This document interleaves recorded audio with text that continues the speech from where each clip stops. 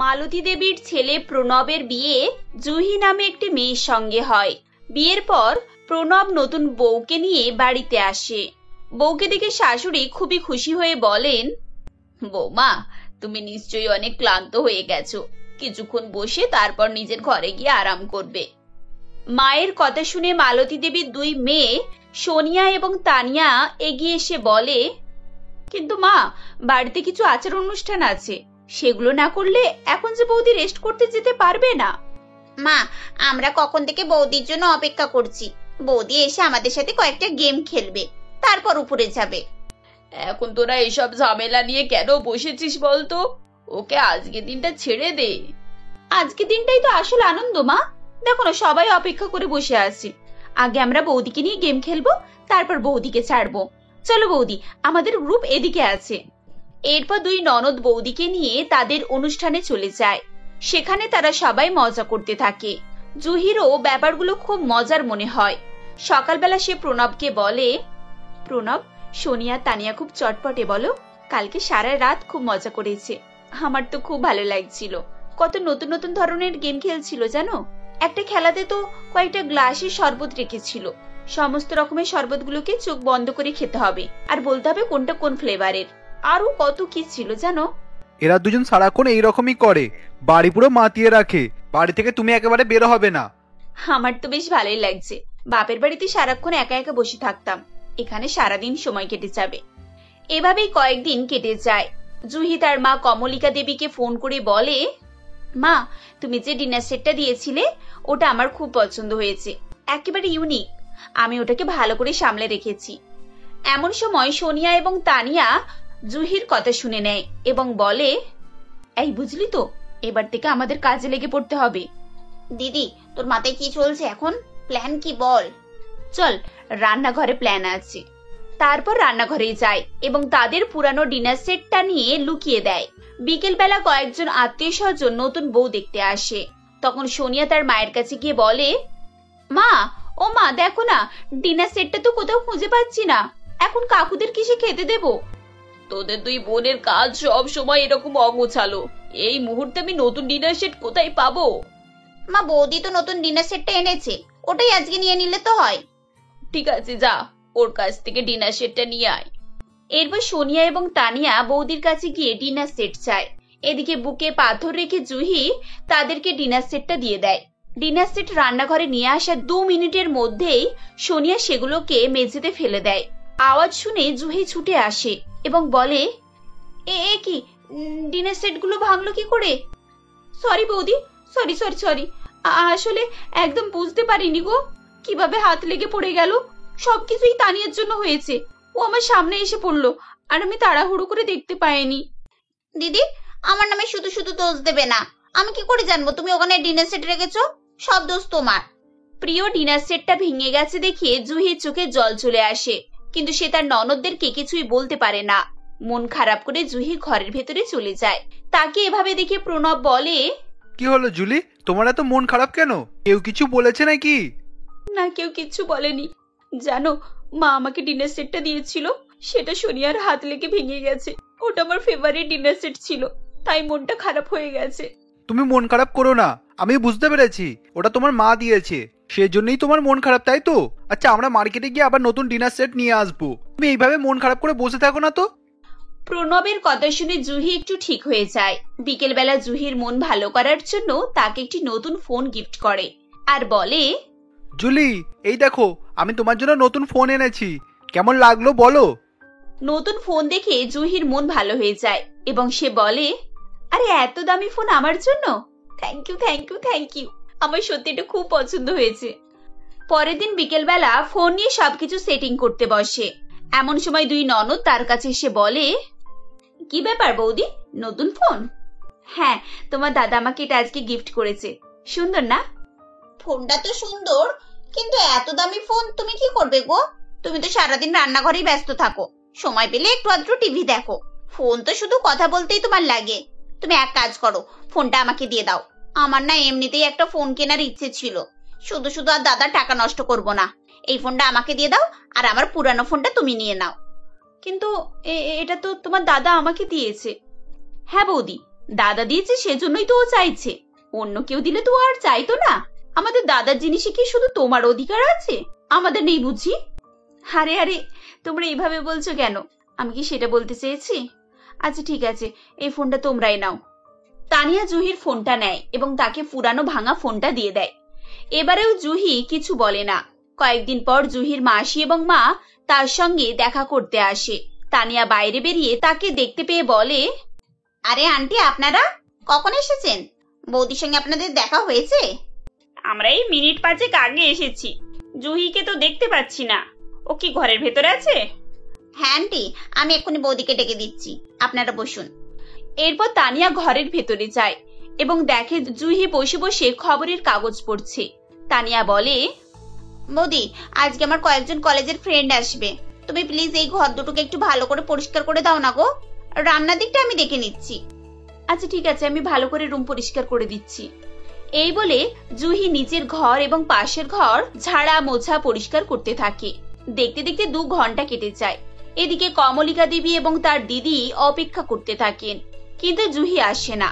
শেষে তারা দুজনে উঠে চলে যাওয়ার জন্য তৈরি হয়।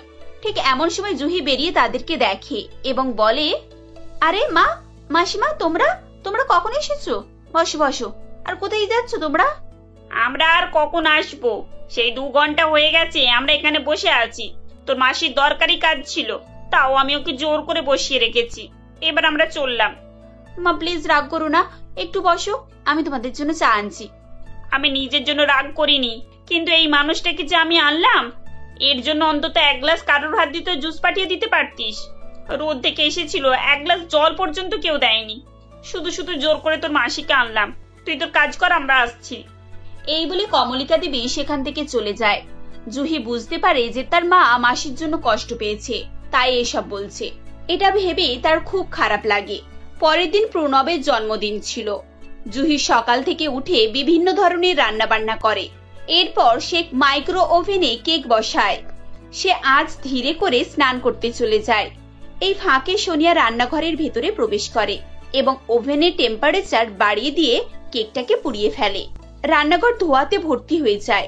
গন্ধ পেয়ে জুহি রান্নাঘরে ছুটে আসে এবং দেখে তার কেক পুড়ে গেছে। এটা কি হলো বৌদি, তুমি কেকটাকে পুড়িয়ে ফেলেছো? এ বাবা, আজকে দাদা তো এই কেকটাই কাটতো, আর তুমি এটাকে কিভাবে নষ্ট করলে গো? কিন্তু আমি তো মাইক্রো ওভেনের টেম্পারেচারটা কমিয়ে দিয়ে গিয়েছিলাম, এত বেশি টেম্পারেচার করলো কে? তুমিই করে দিয়ে গেছো বৌদি, শুধু শুধু টেম্পারেচার বেড়ে যাবে নাকি? দিদি, তুই তাড়াতাড়ি দোকান থেকে কেক অর্ডার কর। এইসব কেকের পাল্লায় পড়লে না, দাদার জন্মদিনটাই আর হবে না। বৌমা, একটু সাবধানে রান্না বান্নাটা করবে। কেকটা পুড়ে গেছে বলে বলছি না, কিন্তু এরকম অসাবধান ভাবে রান্না করলে তো একদিন না একদিন যে কোনো বিপদ হতে পারে। বলো, কি দরকার ছিল কেক বসিয়ে দিয়ে স্নান করতে যাওয়ার? রান্নাটা কমপ্লিট করে যেতে পারতে। এভাবেই মালতী দেবী জুহিকে একটু কথা শোনাতে থাকেন। পরের দিন জুহি এবং প্রণবের বন্ধুর বিয়েতে যাবার প্ল্যান করে। এজন্যই প্রণব তার নতুন জামা বার করে জুহিকে আয়রন করতে দেয়। জুহি, তুমি আমার জামাটা আয়রন করে দাও তো, আমি পরে যাব। আচ্ছা ঠিক আছে, তুমি জামাটা রেখে দাও, আমি এক্ষুনি আয়রন করে দিচ্ছি। প্রণব জামা রেখে দেয় এবং স্নান করতে চলে যায়। এই ফাঁকে সোনিয়া এবং তানিয়া ঘরের মধ্যে ঢোকে আর বলে, দেখ দেখ, দাদার জামাটা আয়রন করে দেওয়ার জন্য রাখা আছে। খুব বিয়ে বাড়ি যাওয়ার প্ল্যান হচ্ছে না? দাঁড়া, প্ল্যানটা এক্ষুনি ভেস্তে দিচ্ছি।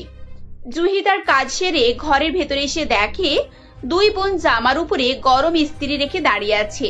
এসব দেখে জুহি অবাক হয়ে যায়। এই চল চল, কাজ হয়ে গেছে। এইসব দেখে তো দাদার মাথা গরম হয়ে যাবে, তারপরই আসল খেলাটা শুরু হবে। দিদি, তুমি একেবারে মাস্টার মাইন্ড। চলো পপকর্ন খেতে খেতে নতুন সিনেমাটা দেখি। বাড়িতে তো এমনিতেই একটু পরে ড্রামা শুরু হবে। 2 ননদের এই রূপ দেখে জুহি একেবারে বোবা হয়ে যায়। সে দরজার আড়ালে দাঁড়িয়ে থাকে। তারা দুজন চলে যাবার পর জুহি মনে মনে বলে, এরা দুজনে মুখের উপরে এত ভালোবাসা দেখায়, আর এদের কাজ এরকম জঘন্য। আমাকে জ্বালিয়ে এরা কি পায়? কেন আমার প্রতি এদের এত হিংসা? আমি তো এদেরকে কখনোই বিরক্ত করি না, তাহলে ওরা কেন এরকম করে? না না না, এভাবে এই পরিস্থিতি সামলানো যাবে না। আমাকে কিছু না কিছু একটা করতেই হবে। পরের দিন থেকে জুহি ঠিক করে সে দুজনকে উচিত শিক্ষা দেবে। সে প্রথমে তানিয়ার কাছে যায় এবং দেখে যে তানিয়া প্র্যাকটিক্যাল লিখছে। তানিয়া, তুমি সারাদিন পড়াশোনা করো, তোমার হাতের লেখাটাও কত সুন্দর। সোনিয়া শুধু শুধু তোমার নামে উল্টোপাল্টা বলে জানো। কে দিদি? দিদি আবার আমার নামে কি বলে? তুমি যখন সেদিনে কলেজে যাচ্ছিলে তখন সোনিয়া বলছিল তুমি নাকি শুধু শুধু আড্ডা দিতে কলেজে যাও, আর বলছিল তোমার নাকি কোনো একটা ছেলে বন্ধু আছে আর তার সঙ্গেই সময় কাটাতে যাচ্ছ। পড়াশোনা তো লোককে দেখানোর জন্য তুমি করো। দিদি নিজে ওরকম, সেজন্য আমাকে ওরকমই ভাবে। জানো বৌদি, দিদির একটা বয়ফ্রেন্ড ছিল, ওর নাম প্রকাশ। যেমন কালো তেমনই টেকো, তবে ওর জন্য ঠিকই ছিল। এই এভাবে বলো না, ও আবার শুনলে রাগ করবে। রাগ করলে করবে, আমার তো বইই গেছে। আচ্ছা ছাড়ো, তুমি পড়াশোনা করো। তুমি বলো কফি খাবে না চা খাবে? আমি করে আনছি এক্ষুনি। এমনিতেও আমি বসে বসে বোর হচ্ছি, তোমার সাথে বসে একটু কফি আর পকোড়া খাবো ভাবছি। কি বলো, খাবে? তুমি করে আনবে? তাহলে গরম গরম 1 কাপ কফি করে এনো, তোমায় আমি কলেজের মজার মজার গল্প শোনাবো। এরপর জুহি কফি করতে চলে যায়। তারপর তানিয়া এবং জুহি কফি খেতে খেতে গল্প করে এবং হাসাহাসি করে। এই জিনিসটা সোনিয়া লক্ষ্য করে, কিন্তু সে আর কিছুই বলে না। পরের দিন তানিয়া কলেজে যায়। সোনিয়া তার ঘরে বসে বসে ফোন ঘাঁটছিল। এমন সময় জুহি তাকে বলে, সোনিয়া তুমি ফোন দেখছো? দেখো না, আমি নতুন জামা কিনেছি, দুটো কিনেছি, একটা আমার আর একটা তোমার। এটা তোমার পছন্দ? বৌদি, জামাটা তো খুব সুন্দর, আমার বেশ পছন্দ হয়েছে। আমি জানি তোমার পছন্দ ভালো। তানিয়া শুধু শুধু তোমার নামে উল্টোপাল্টা বলে জানো। উল্টোপাল্টা বলে মানে? কি বলে ও? আরে সেদিনই তো বলছিল তুমি নাকি কোনো টেকো আর কালো ছেলেকে পছন্দ করতে, তোমার পছন্দ দেখে সবাই নাকি হাসাহাসি করতো, এইসবই কথা বলছিল। এই কথা শুনে সোনিয়া প্রচন্ড পরিমাণে রেগে যায়। এরপর থেকে দুই বোনের মধ্যে ঝগড়া শুরু হয়ে যায়। প্রত্যেক কথায় একে অপরকে তারা দোষ দিত এবং ঝগড়া করত। তারা সবসময় নিজেদের মধ্যে ব্যস্ত থাকতো, যার ফলে বৌদির পেছনে লাগা বা তার জিনিস ক্ষতি করা এবং তাকে বিরক্ত করার মতো সময় তারা পেত না। কিছুদিন পর দুই ননদের বিয়ে একসঙ্গে হয়। বিদায় হবার পর জুহি তাদেরকে বলে, তোমরা দুজন খুব ভালোভাবে সংসার করো, আর একটা কথা মাথায় রাখবে, হিংসা, কূটনীতি, কারোর ক্ষতি করা এসব থেকে নিজেদেরকে দূরে রাখবে, কারণ এইসব তোমাদের নিজেদেরই ক্ষতি করে। এতদিন তোমরা দুই বোন একসাথে মিলেমিশে ছিলে, কিন্তু তোমাদের মনে একে অপরের প্রতি হিংসা জন্মানোর পর তোমাদের সম্পর্ক খারাপ হয়েছে। আমি জানি এতে আমারই হাত রয়েছে, কিন্তু এছাড়া যে আমার আর কোনো উপায় ছিল না। তোমরা ভালোভাবেই জানো আমি কি বলতে চাইছি। আমি এই কথাটা তোমার মা, দাদা কারোর কাছে প্রকাশ করতে চাই না, কারণ আমি চাই না যে তোমরা তাদের চোখে খারাপ হয়ে যাও। বাকি তোমরা বুদ্ধিমতী, সবকিছুটাই পরিষ্কারভাবে বুঝতে পারছো আশা করছি। দুই ননদ তাদের বৌদির কথা ভালো করেই বুঝতে পেরেছিল। তারা লজ্জিত হয়ে বৌদির কাছে ক্ষমা চায়। এভাবেই উপস্থিত বুদ্ধি কাজে লাগিয়ে জুহি তার দুই ননদদের হাত থেকে সারা জীবনের জন্য মুক্তি পায়।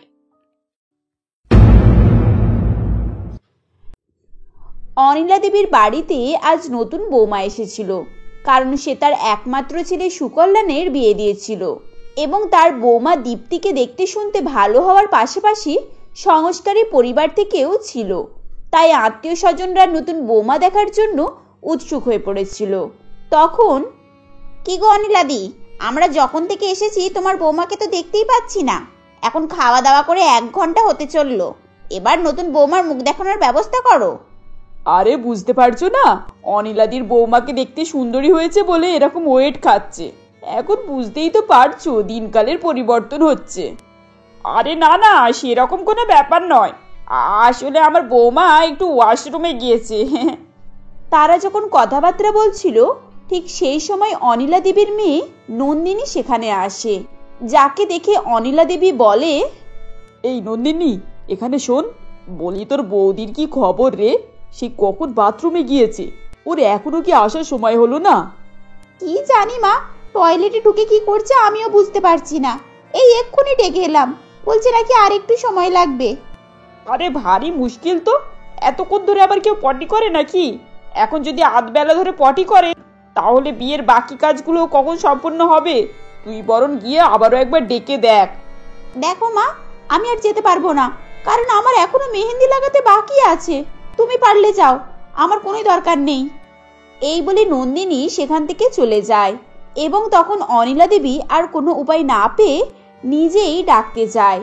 তখন, ওহ, এ যেন এক জ্বালা, এখন এই বৌমার জন্য সবকিছু ছেড়ে বাথরুমে আসতে হলো। বলি বৌমা আবার বাথরুমে ঘুমিয়ে গেল না তো?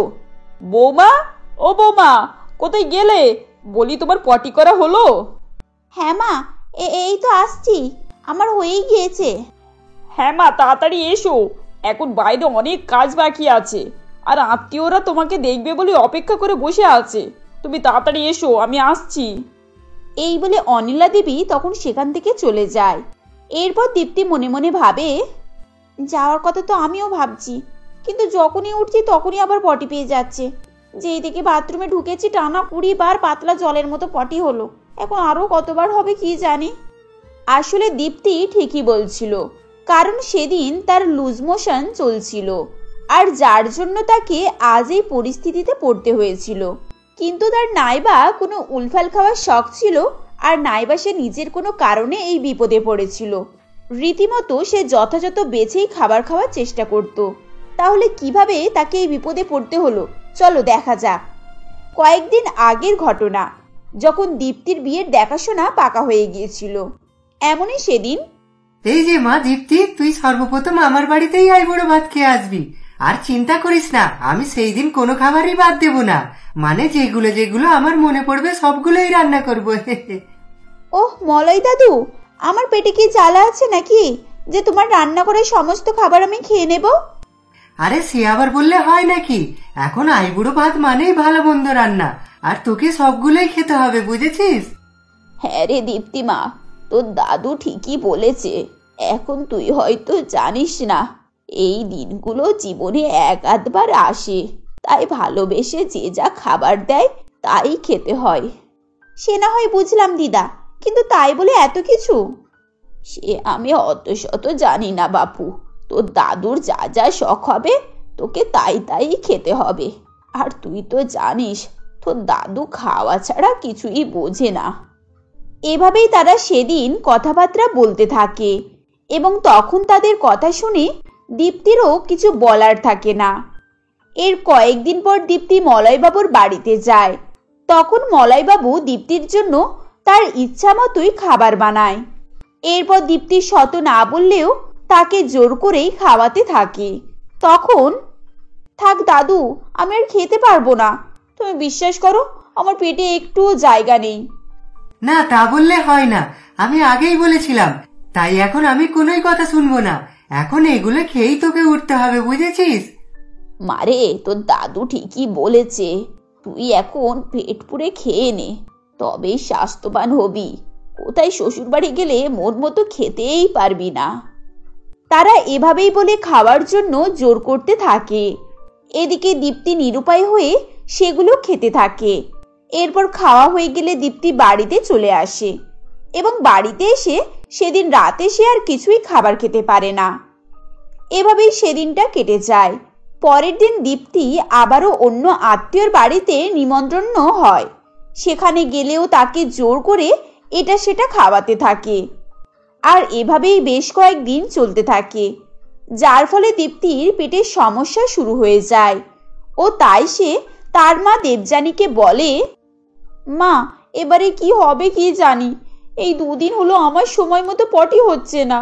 এখন কাল আমার বিয়ে, আর বিয়ে করে ওখানে গেলে যদি কোনো গন্ডগোল হয়? না রে মা, ওরকম বলিস না, ঈশ্বরের উপর ভরসা রাখ, সব কিছু ঠিক হয়ে যাবে।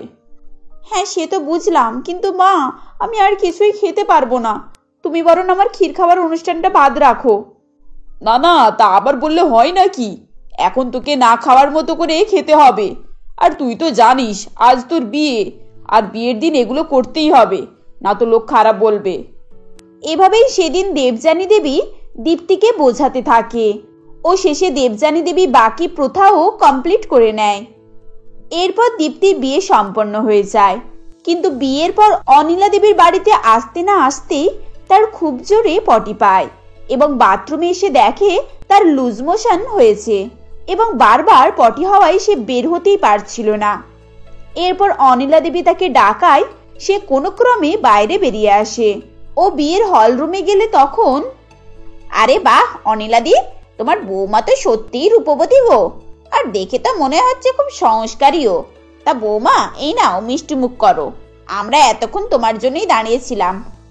হে ঈশ্বর, এবারে কি হবে কি জানি, এরা আবারও আমায় খাবার খাওয়ানোর ব্যবস্থা করছে।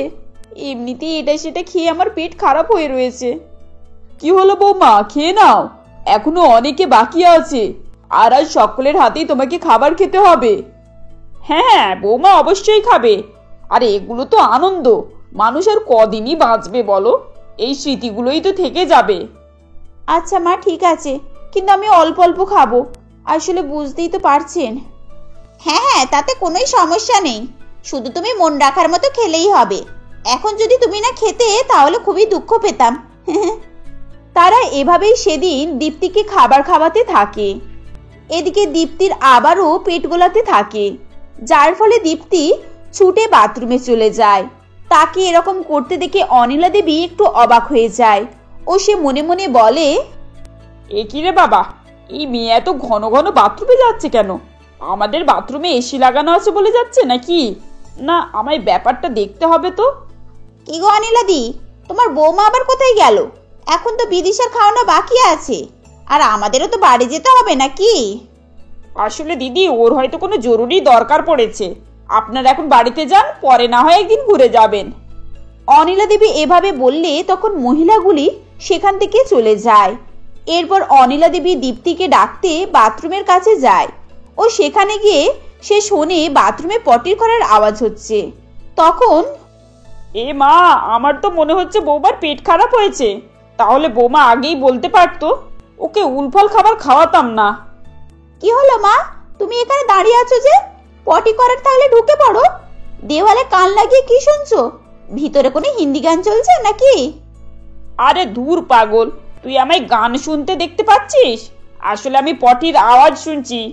দেখ না, তোর বৌদির মনে হয় লুজ মোশন হয়েছে। লুজ মোশন হয়েছে আর তুমি কান লাগিয়ে শুনছো? এর থেকে হাসি আর কিছুই হতে পারে না।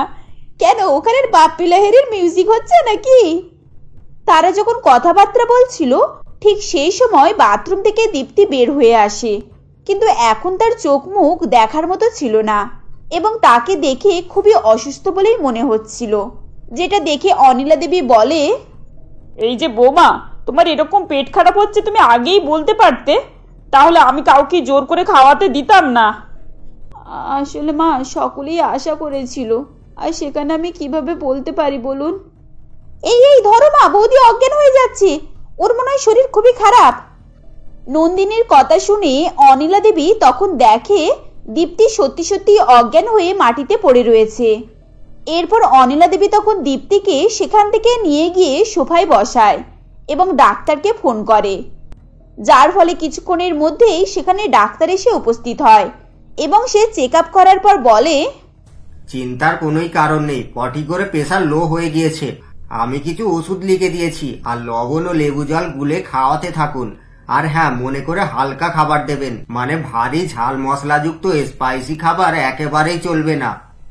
এই বলে ডাক্তার সেখান থেকে চলে যায়। এরপর ওষুধ খাওয়ানোর ফলে দীপ্তি বেশ কিছুটা সুস্থ হয়ে পড়ে।